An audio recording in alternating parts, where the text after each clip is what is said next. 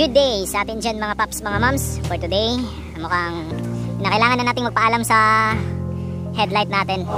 Yung RPD headlight. Okay pa naman yung ilaw niya mga paps, mga moms. Kaso yung sa bandang itaas, yung white na LED is mukhang hindi na gumagana. Tsaka nagiging dilaw na lang yung nakikita natin sa daan. Kasi yung high beam na lang yung umiilaw.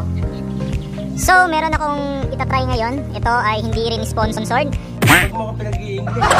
So ito po ay Philips na LED LED light. Tsaka gusto ko sanang itry para makita din yung outcome nito. Kasi sabi nila maganda naman daw yung kinalalabasan nito. Tsaka napakaliwanag daw nito sa gabi. So ngayon, itetest natin siya. Andyan pa naman yung stock na socket natin. So pwede pa natin gamitin. Kasi dito, nag-iba tayo ng socket. Kasi hindi akma yung dating nakalagay dyan sa RPD.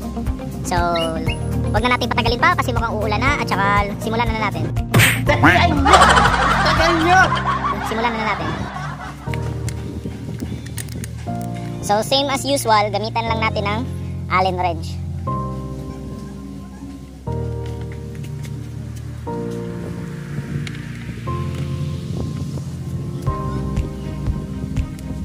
So magkabilaan po yan. So wag din natin kalimutan yung dito mga paps, mga moms. Meron pa yung bolt dyan, baka makalimutan nyo kasi. So kapag naluwagan nyo na yan, madali lang naman yang tanggalin. Yun, nalaglag. So eto nga. Yan. So mapapansin nyo mga paps, mga moms, ito yung RPD headlight natin. So yung dating socket natin is ito. Tinakpan ko lang siya ng electrical tape at hindi ko siya pinutol. Baka kasi in case na bumalik tayo sa stock, pwede pa rin natin siyang gamitin. So ito, medyo tricky talaga sa pagtatanggal kasi nga yung paglalagay ko nito, yun nga napakahirap din. So eto guys, natanggal ko na yung tatlong wire. Yung dito na lang sa yung green na connection is ground wire. So itong ground wire na lang yung natitira. Tinanggal ko na. Kung mapapansin nyo mga paps, mga moms, nagbalat lang ako at saka hindi ko siya pinutol. So pwede pa natin siyang ibalik dito. So sa mga nagtatanong nga pala, paps, okay lang ba na gamitin yung LED na headlight kahit hindi pa tayo battery operated? Sa tingin ko mga paps, mga moms, okay lang naman. Kaso meron talaga yung magiging problema. Madaling mapundi yung mga LED headlight ninyo. Kasi nga hindi fix yung current na lumalabas o binibigay ng stator driven. Kasi nakadepende siya sa lakas ng revolution ninyo, yung RPM ninyo. So yun nga, doon tayo nagkakatalo. Kung minsan talagang nakokompromiso yung ilaw natin at saka madaling masira.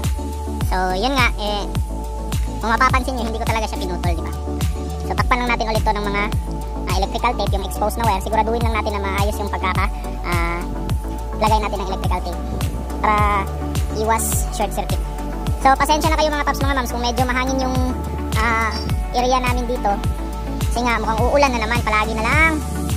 So eto, itatry ko ditong ibalik ulit yung connection niya kasi naputol ko yung dito sa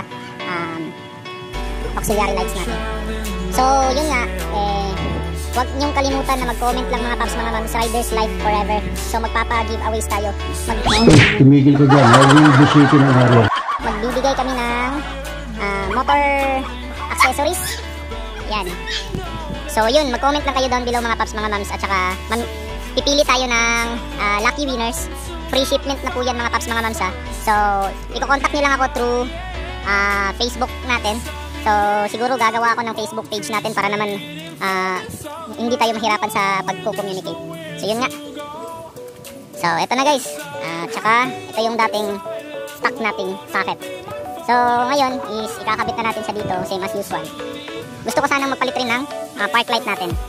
So sa mga nagtatanong dyan mga paps, mga moms, kung ano yung ibibigay nating giveaways, ito mga paps, mga moms, para naman to sa lahat, yun nga, i-comment nyo lang din yung motor ninyo para makapili kami ng accessories na pwede namin ipamigay sa inyo. Katulad nung kung kunwari lang Raider, maghahanap kami ng Raider din na mga accessories na pwede namin i-giveaway. So huwag kayong mag-alala mga paps, mga moms, free shipping na po yan kahit sa lupalop man kayo ng Pilipinas. Free shipment na po yan. Yun nga. So, eto na nga guys. At saka naikabit na rin. So, siguraduhin nyo lang walang naka-expose na wire mga paps, mga mams. At saka kapag nagkakabit kayo ng LED na headlight, make sure din na battery operated na kayo para hindi madaling mapundi. So, yun nga. Tanggalin lang natin itong mga naka-usling wire. So, guys, at saka, dito sa park light natin, ito, pinulayan ko na nga lang to. Magpapalit din tayo ng park light. Kasi yung dati kong park light na kinabit is pundido na rin. So, bumili ako ng bago para naman maikabit na natin. So, ito yung napili ko. Global mga paps, mga mams. Try and tested na talaga ng iba't ibang product ng Global eh. Kasi, dati yung auxiliary lights ko is yung bar type. So, tumagal siya hanggang ngayon almost 2 years na siya na ginagamit ng kuya ko. Kasi binigay ko na lang sa kanya kasi nagpalit ako ng yung Blue Waters. So, ikabit natin to. So, mga paps, mga mams, bago nyo siya ilak, i-test nyo muna yung park light kasi meron yung positive at saka negative. Kung hindi tugma at saka nakabaliktad, talagang hindi siya iilaw. So, i-test nyo muna bago nyo siya ikabit lahat, ibalik sa dati. So, malalaman nyo naman kapag battery operated na yung motor ninyo kasi hindi nyo na kinakailangan paandarin yung makina. Bahala ka sa buhay mo. Ginusto mo yan. Kahit yung dito lang sa susian, pakita natin. Dito lang sa susian mga paps, mga mams, pwede na yung paganahin. So, ito, naka-on na to. Makikita nyo naman, umiilaw na yung charger natin dito. So, itry natin pailaw yung park light. On lang natin. Yun, umiilaw na siya. So, yung sa headlight naman natin, try nating tingnan. Yun. Yun. Sobrang liwanag, oh. So, gumagana yung dalawang portion niya, yung high at saka low. So, sulit talaga mga paps, mga mams. So, ngayon, i-finalize na lang natin itong mga naka-usling wire at saka i-tape natin ng maayos. So, yun guys. Tsaka inabutan tayo ng ulan. Nakakapikon to, hindi ko maintindihan eh. Sobrang lakas ng ulan mga paps, mga mams, napahinto tayo sa pagbablog. Yan nga, sobrang dami ng tao sa labas. Yun dun, napaka dami ng tubig ulan. Yan, umapaw talaga. So, ipagpapatuloy na natin. Hindi ko pa kasi ito natatapos. Saka makikita nyo naman, yan, sinalpak ko na lang muna. Pupunasan muna natin ito ng tuyong basahan. Saka natin ipagpapatuloy. So, I'll be back. So, eto na. Naikabit na natin. So, ibobolt na lang natin yung sa ilalim. So, ito na yung hollow switch natin mga paps, mga mams. Iilaw yan kapag pinindot natin. Tsaka pamamatay naman kapag pinindot natin ulit. So, ngayon, ipa-finalize na lang lahat. So, yun guys. Na-finalize na rin lahat-lahat. So, on lang natin. Double check natin lahat. Yan. So, on natin yung park light. So, umiilaw. Yung headlight. Yan. Umiilaw rin. High tsaka low. High, low, high, low. So, yun na guys. Yun, ganun lang kasimple yung pagkakabit nito. So, as much as possible, kapag hindi nyo tinanggal yung bulb socket yung stock, mas mainam na gamitin. So, abangan nyo pa yung mga future vlogs natin mga paps, mga mams. Magpapalit tayo nung switch natin dito sa auxiliary lights natin. Meron akong nabili, push button din siya pero umiilaw yung dito. Napakamura lang nun mga paps, mga mams. I think isasama natin yung isa sa giveaways natin. So, please do comment down below lang kayo mga paps, mga mams for our giveaways. Ayan, hashtag Riders Life Forever.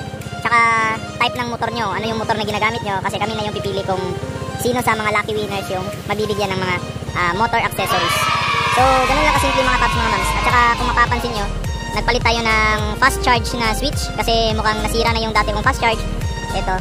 So, ito mga paps, mga mams is naka-trigger na yung cut-off nito. So, hindi siya lumalagpas ng 14. So, kapag in-off natin to mga paps, mga mams, naka-off yan. Yan. Lalagpas yan. So, ganun lang yung paglalagay ng fast charge na switch. So, ilalagay ko na lang dyan sa description yung link ng kung paano magkabit ng fast charge. So, yun na nga mga paps, mga mams. Hindi ko na ito papahabain pa kasi mukhang, I think, mukhang natuyo na yung basa akong damit. Kasalanan mo naman lahat yan. Hindi kasi ako nagpalit kanina simula nung umulan. So, yun na nga. Tsaka, please don't forget to like and subscribe to my channel. Ride safe, stay safe. God bless, guys. You know the drill. Peace out.